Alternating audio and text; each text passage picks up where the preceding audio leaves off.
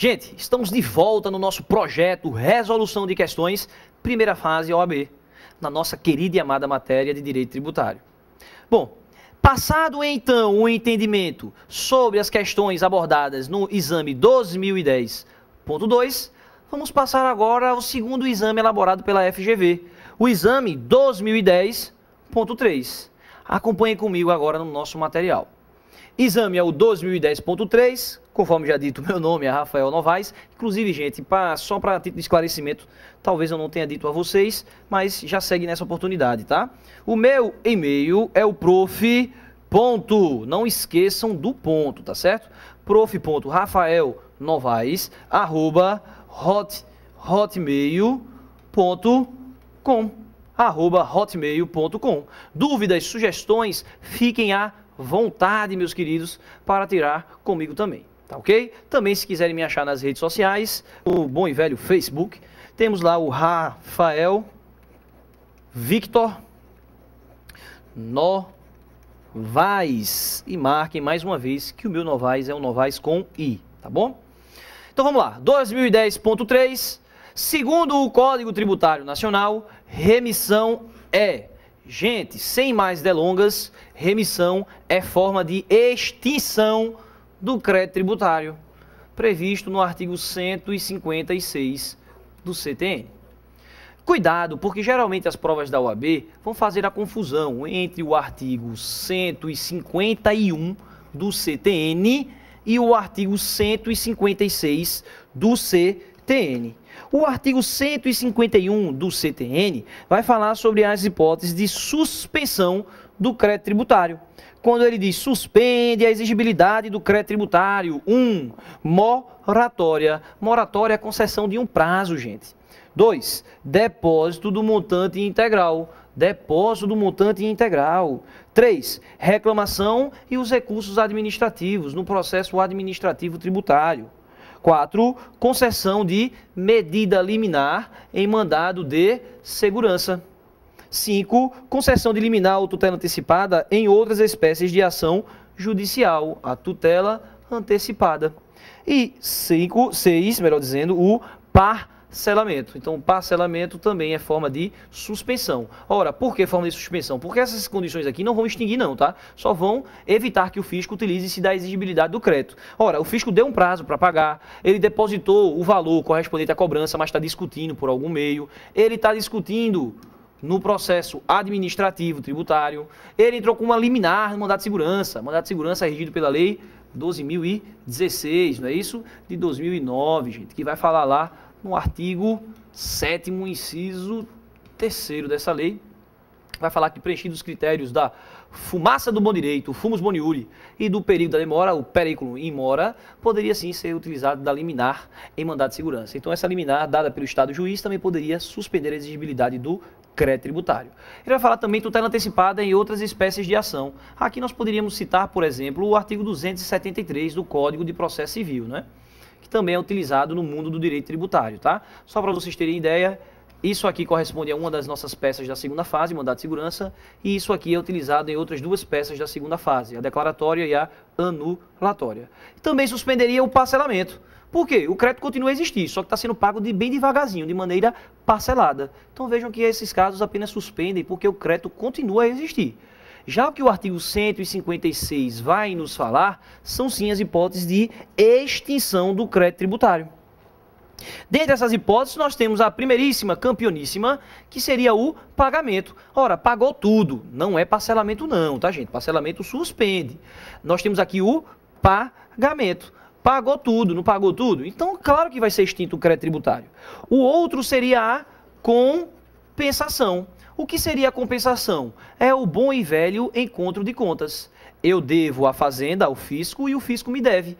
Então vamos, através de concessões mútuas, abatendo os valores que eu te devo e o que tu me deves, e aí não compensamos o crédito. Possa ser que desta compensação origine-se a extinção do crédito tributário. 3. Vai falar da transação. A transação. Transação também é um acordo que, mediante concessões mútuas, poderiam chegar a um denominador comum. Geralmente, a transação, como forma de extinção do crédito tributário, vem conjuntamente com o pagamento.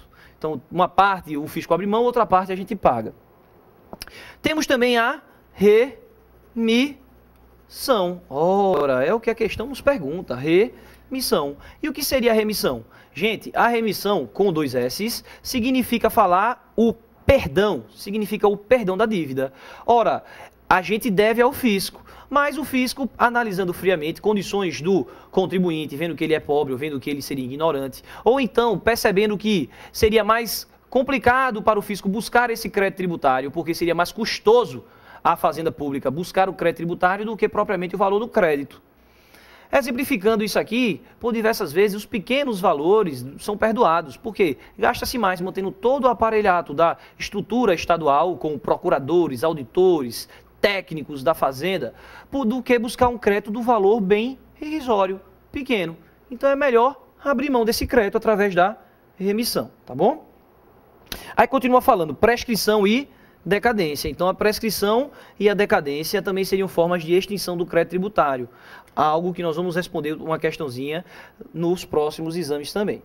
Outro que ele fala é a conversão do depósito em renda. Ou seja, era depósito e virou renda. Gente, o que é que o depósito fazia antes? O que é que o depósito fazia? Acompanhe comigo aqui, ó. O depósito do montante integral, ele suspendia o crédito tributário. Mas possa ser que depois da discussão, aquele que depositou não tenha direito, não tenha razão. Então, aquele valor que foi depositado vai agora servir para quê? Para pagar a ejação. Pagando, ou seja, sendo convertido em renda, extingue-se o crédito tributário. O pagamento antecipado e a homologação do lançamento nos termos do disposto no artigo 150, parágrafo 1º e parágrafo 4º. Gente, isso aqui dá-se através dos lançamentos por homologação, tá? Então, se tratando de lançamento por homologação, considera-se extinto não quando se efetiva o pagamento antecipado, não. E sim quando o fisco expressamente homologa esse valor ou então homologa de maneira tácita, segundo determina o artigo 150, parágrafo 4º.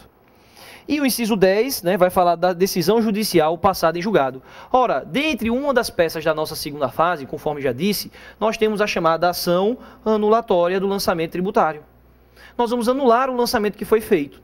Então, se no final o juiz, essa ação é proposta perante o Estado juiz, se no final o juiz achar que realmente aquele lançamento foi indevido, o fisco não tinha aquele crédito, quando ele sentenciar, ele vai julgar procedente nossa ação. Transitada em julgado, extingue-se o crédito tributário também. Então, decisão judicial transitada em julgado. E, por fim, dação em pagamento de bens imóveis. Veja que, em regra, o tributo tem que ser pago através de dinheiro, pecúnia, porque essa é a previsão do artigo 3º do Código Tributário Nacional. O artigo 3º do CTN vai falar que tributo é toda prestação pecuniária compulsória em moeda ou cujo valor nela se possa exprimir, que não constitua sanção por ato ilícito, instituída em lei e cobrada mediante atividade administrativa plenamente vinculada. Então, em regra, deve-se pagar o tributo através de dinheiro, pecúnia. Por outro lado, acrescentou-se ao rol do artigo 156 a possibilidade de se pagar o tributo através não de dinheiro, e sim através da dação e pagamento de bens imóveis. Ou seja, eu tenho débitos tributários perante aquela fazenda, procuro a fazenda e pergunto se ela não tem interesse em ficar com um imóvel meu, bem localizado. Ora, se existir lei dispondo isso naquela respectiva fazenda e aquele imóvel comprovadamente sirva para o bem público, para a coletividade, pode sim aquela fazenda aceitar o meu bem imóvel como forma de quitar os débitos tributários. Então, também seria uma possibilidade de extinção do crédito tributário, prevista no artigo 156. É aquilo que eu disse a vocês, geralmente o exame da ordem vai pegar uma situação de suspensão do 151 com uma de extinção do 156 e vai perguntar, dentre as abaixo, qual seria a hipótese de suspensão ou hipótese de extinção? Ou então vai trazer assim, correspondem à suspensão do crédito tributário. Aí vai dizer na letra A, uma suspensão e uma extinção. Letra B, uma suspensão e uma extinção. Letra C, uma extinção e uma suspensão. E só na letra B, na letra D, ele vai dizer parcelamento e o depósito do montante integral, ou então a moratória. Aí sim, nós teríamos duas condições, duas situações de suspensão. Então, geralmente, a prova vai cobrar bem a literalidade do 151 e do 156. Considerando então que a remissão é objeto da nossa questão e seria forma de extinção do crédito tributário pelo perdão da dívida, seria então essa remissão uma forma de extinção do crédito tributário. Vamos para nosso material para ver as alternativas. Vamos lá. Então, voltando. Tá lá, letra A. Então, a remissão seria uma modalidade de extinção dos créditos tributários e consiste na liberação da dívida por parte do credor, respaldada em lei autorizativa. Realmente, gente, é uma liberação da dívida, é um perdão da dívida. Alternativa da gente, letra A de amor. Mas vamos ver então por que as demais alternativas estariam erradas. Letra B. A perda do objeto de constituir o crédito tributário pelo decurso do prazo. Gente, esse decurso do prazo sem constituir o crédito tributário, na verdade, é uma possibilidade, é um caso de decadência tributária. Decadência tributária prevista no artigo 173 do CTN. 173 do CTN.